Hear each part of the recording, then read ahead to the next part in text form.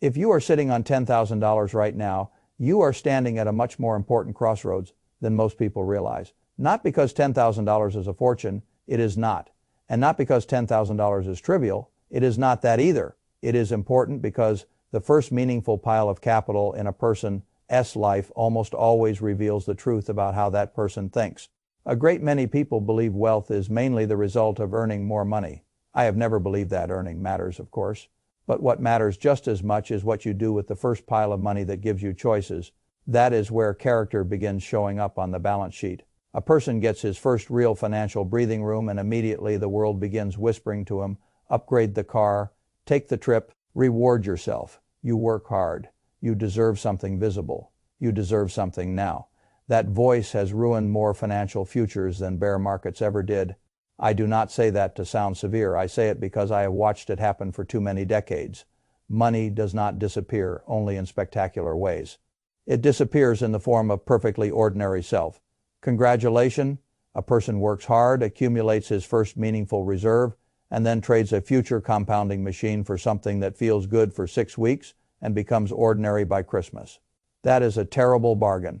So if I were sitting with you across a table and you told me that you had $10,000 and wanted to know what to do with it, I would not begin by asking what stock excites you.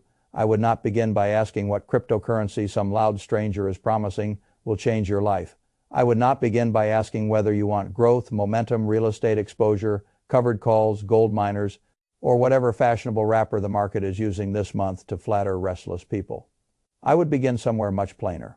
I would ask whether you are actually ready to invest at all. That question irritates people because they want to be told they are already standing in the glamorous part of the process. Most are not. Most people with $10,000 are not deciding between great investments. They are deciding whether to become structurally stronger or remain financially theatrical.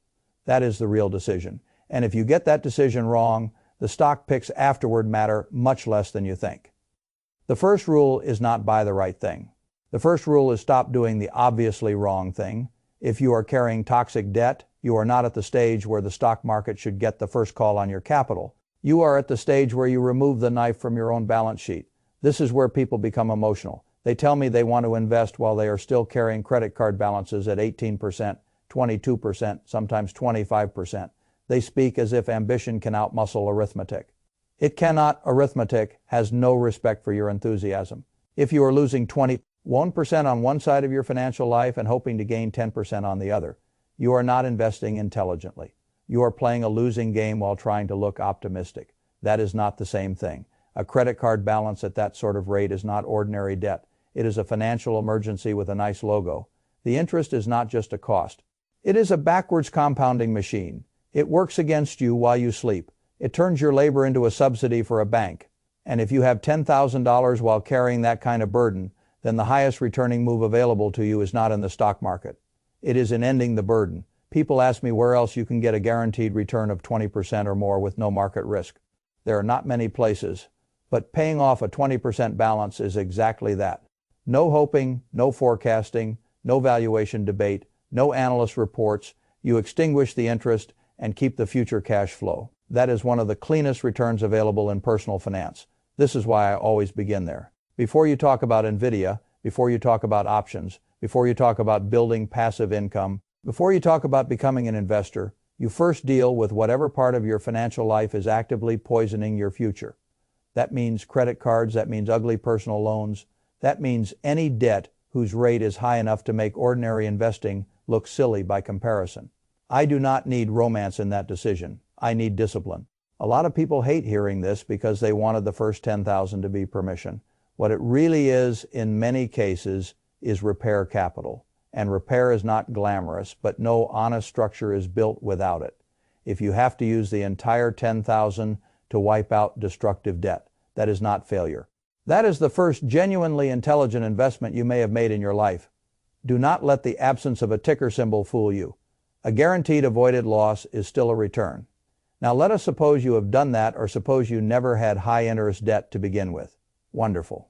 Now many people believe they are finally ready to rush into the market. Again, I would slow you down, not because I dislike investing, because I understand what destroys investors. The market itself is not what destroys most ordinary investors. Life destroys them first. the car repair, the medical deductible, the surprise move, the broken appliance, the layoff, the reduction in hours, the family emergency, the thing that arrives on a Tuesday and forces a person to sell what he had meant to hold. That is one of the saddest patterns in finance. A person finally starts investing, and then a few months later, life taps him on the shoulder and says, "Give me liquidity." Now, if all the money was committed to long-term assets, he becomes a forced seller. A forced seller is one of the weakest creatures in all of finance. He does not sell because he judged the price attractive. He sells because life did not give him the luxury of waiting. That is why an emergency reserve matters so much. People like to mock cash because cash is not exciting. They say cash is trash. That phrase is one of those half-truths that becomes dangerous when people repeat it too. Lazily idle cash over long stretches loses purchasing power. That is true. But cash that protects you from becoming a forced seller is not trash. It is oxygen. There is a difference between cash as a permanent investment and cash as strategic liquidity. One leaks value slowly. The other protects the whole machine. That is why I want every ordinary household to build what I call a sleep at night reserve before it starts behaving like a miniature hedge fund. A household with no reserve is not an investor. It is a hopeful speculator whose life is one unpleasant month away from liquidating at the wrong time. So if you have $10,000 and no emergency buffer, the second job is obvious. Build one. Not in some silly checking account paying almost nothing while the bank lends your money back to the world at much better rates. That is not intelligent. Put the reserve where it remains liquid but earns something respectable. A high-yield savings account, a money market fund, a short-duration treasury arrangement that you understand and can access. I want the money liquid, boring, and dependable. This money is not there to impress anyone. It is there so that bad timing does not turn into bad decisions. How much should sit there? Enough that ordinary life cannot easily bully you. 3 months of core living expenses is a minimum that changes psychology. 6 months is stronger. A year is wonderful if you can build it sensibly. But with $10,000, I am not asking you to solve the whole problem instantly. I am asking you to stop living naked. That is what an emergency reserve does. It dresses the balance sheet. It turns constant fragility into something more stable. And stability is one of the most underrated returns in the world. The return on emergency cash is not measured only in interest. It is measured in the decisions you no longer have to make from fear. People underestimate that. A person with no reserve thinks differently from a person with one. He negotiates differently, he sleeps differently, he invests differently, he can let long-term assets remain long-term assets. That is a huge advantage. So now let us suppose the first rule has been obeyed. The toxic debt is gone. The emergency reserve exists or is meaningfully underway now. And only now do we begin talking seriously about investment deployment. Here is where I disappoint many people. The core of the answer is boring, and that is one reason it works. If you are beginning with $10,000, you do not need a heroic portfolio. You need a sane one. You do not need genius, you need discipline. You do not need 10 themes. You need a broad, low-cost ownership structure that lets you participate in the productive strength of large American business, without requiring you to predict which single company will dominate every chapter of the future. That is why broad low-cost index funds are so useful. When you buy the S&P 500 or a total U.S. market fund, you are not trying to discover tomorrow. S1 perfect stock. You are buying participation in a large group of profitable enterprises that collectively represent a powerful slice of the country. S-productive machinery. This is not thrilling. Thrilling is overrated. What matters is that the structure works. And it works partly because it admits a truth many people hate. Most professionals do not beat the market consistently over long stretches after fees. That is one of the more amusing facts in finance. Entire offices full of expensive people, endless meetings, special access, polished commentary, giant screens, and very often the low-cost index quietly wins. Anyway, why? Because activity is not the same thing as edge. A great many professionals are not bad at their jobs. They are simply operating in a business where the fees, the friction, the competition, and the need to always look busy make it very difficult to outdo the simple thing. The simple thing is wonderful precisely because it asks so little of the investor beyond patience, consistency, and cost control. That combination is much rarer than it sounds. If I were placing the long-term core of $10,000, I would want most of the investable portion going towards something broad, cheap, and durable. Not because every year will be easy, they will not. Not because the index is perfect, nothing is. But because over time it is a rational claim on broad productive enterprise, and it does not require me to keep proving that I am smarter than everyone else every quarter. I have never been interested in lives that require that sort of constant performance.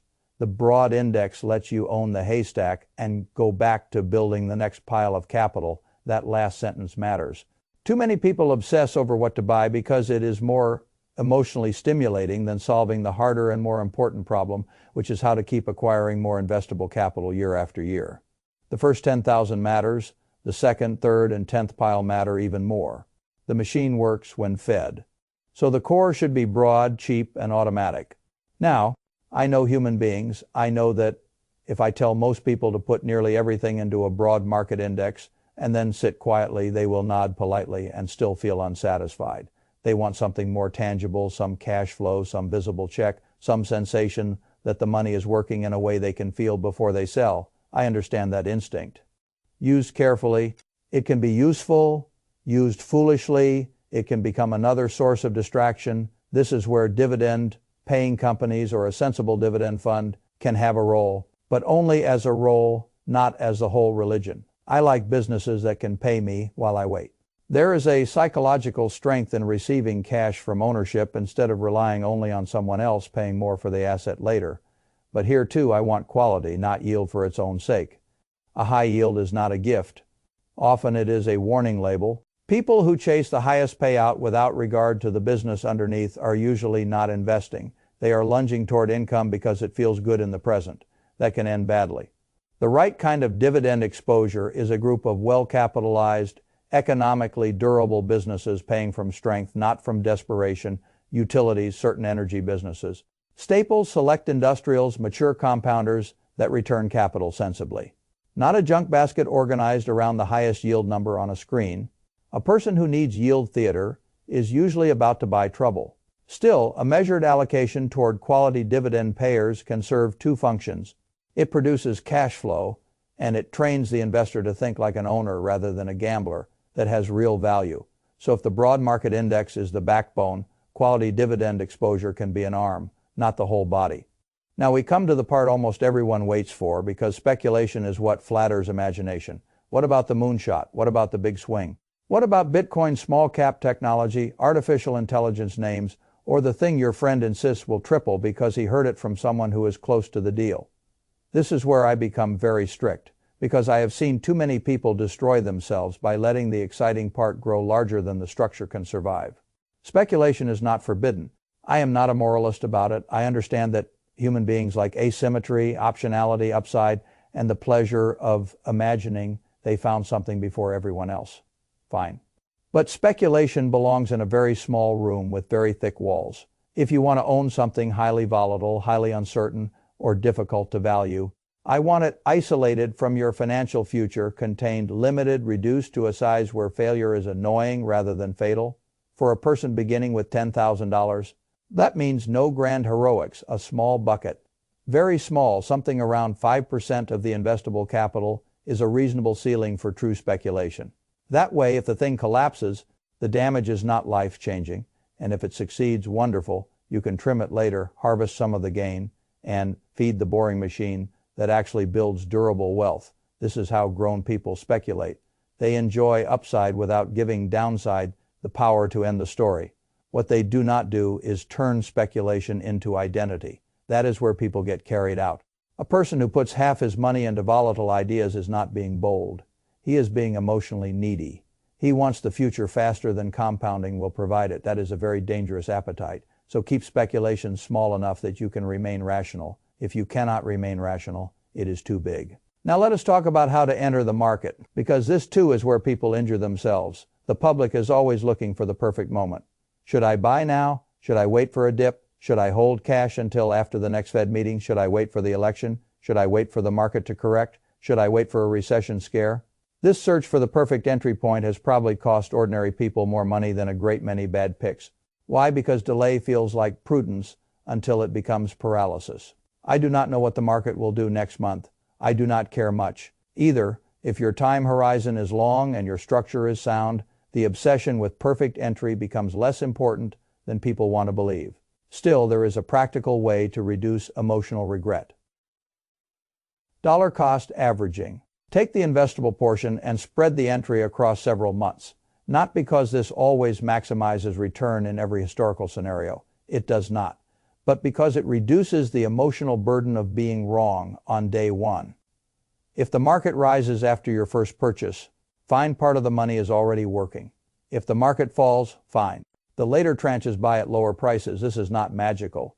It is behavioral engineering. And behavioral engineering matters because the greatest enemy of a good plan is not lack of intelligence. It is your own mind during uncertainty. A person with $10,000 should not need to become a macro wizard. He should need only enough structure that his emotions do not sabotage him before the process has time to work. That is the point of phasing the money in, particularly for beginners. It can be the difference between staying invested and getting cute at exactly the wrong moment. I want staying power always. The market will do what it does. Your structure should be able to survive it. At this point, let me put the whole hierarchy together. First, if there is toxic debt, kill it, not later. Now, that is not optional. Second, build the cash shield, the sleep at night reserve. The money that prevents inconvenience from becoming emergency and emergency from becoming liquidation. Third, begin broad ownership through low-cost index exposure. Fourth, if appropriate, add a modest layer of quality cash, generating holdings so that your portfolio begins teaching you what ownership income feels like. Fifth, if you insist on speculation, keep it caged, tiny, controllable, small enough that failure cannot injure the rest of the machine. Sixth, use time and automation instead of prediction. That is the architecture. Simple, unromantic, effective. Now, what most people still do not understand is that the exact percentages matter less than the hierarchy itself. Why? Because the hierarchy reflects reality. Reality says expensive debt destroys you faster than investing can save you. Reality says emergencies happen and illiquidity at the wrong time is one of the great destroyers of compounding. Reality says broad ownership and low cost beat most emotional cleverness. Reality says income, producing quality, can strengthen temperament. Reality says speculation is fine only in amounts your psychology can survive. Reality says time and repetition matter more than drama. The reason I like the hierarchy is that it respects those truths. A good financial life is rarely built through improvisation. It is built through priority. You must know what comes first. And the reason so many people fail with money is not that they never heard advice. It is that they violated the order. They speculated before they stabilized. They invested before they eliminated poison. They chased upside before they built a floor. They confused motion with progress. They confused excitement with edge. They confused a brokerage app with a wealth strategy. That is not how durable wealth is built. Durable wealth is built by making each dollar solve the next most important problem. That is what allocation means. $1 extinguishes bad interest. The next dollar builds resilience. The next buys productive ownership. The next enhances flexibility. And only after the base is stable do you allow small sums to wander into the casino part of the world. That is how serious people behave. If you are asking whether this is too boring, then I will tell you something the culture hates hearing. Boring is often where the money is. Excitement is what gets sold. Stability is what gets paid. You can build a fortune with repetitive good behavior and no drama at all. People simply do not like that answer because it leaves so little room for fantasy. Fantasy sells, reality compounds. I know which one I prefer. And let me give you a personal truth about wealth. Wealth is not the feeling of making a brilliant guess. It is the feeling that your future no longer depends entirely on your next paycheck. That is what the first 10,000 can begin if you treat it correctly. Not because 10,000 is enough by itself to make you free forever, because it is enough to prove that you can allocate capital rather than merely consume it. That is a profound change. A person who learns how to think correctly at 10,000 behaves differently at 50,000. Differently at 100,000, differently at 1,000,000. That is why the first pile matters so much. It is not about size alone, it is about operating system. The habits you form with the first real pool of money often stay with you when the numbers get larger. That can be wonderful or catastrophic. A person who uses the first 10,000 to buy depreciating noise will probably do the same thing later with larger sums and more expensive packaging. A person who uses the first 10,000 to build a system will likely build stronger systems later with larger numbers. That's why I take this question so seriously. It is not a trivial beginner question. It is a character question disguised as a money question. Do you want the seed or the fruit right now? A great many people eat the seed, then they complain later that life never gave them an orchard. Life gives almost everybody seeds. The few who become free are usually the ones who plant them. So if you have $10,000 today, I do not want you looking at it as spending money. I do not want you looking at it as a reward. I want you looking at it as the first employee in the company called your future. That employee must be placed carefully. If he is sent into a casino, he may not come back. If he is sent to kill 24% debt, he returns immediately in the form of avoided loss. If he is sent to build liquidity, he protects the rest of the company. If he is sent into broad productive ownership, he begins learning how to work around the clock. That is what good capital does. It works while you are elsewhere. It does not ask for applause. It does not need to look glamorous. It simply compounds. That is the whole game. And if you understand that now, while the amount is still small enough that mistakes are survivable, then the next decade of your life may look very different from the lives of people who never learned the difference between having money and deploying money well. That difference is where freedom begins. Not in the first luxury purchase, not in the first market tip, in the first real hierarchy. Build that properly. And $10,000 is no longer small. It is the beginning of an operating system that can make every future dollar behave more intelligently. That is a wonderful beginning. And beginnings matter more than people think.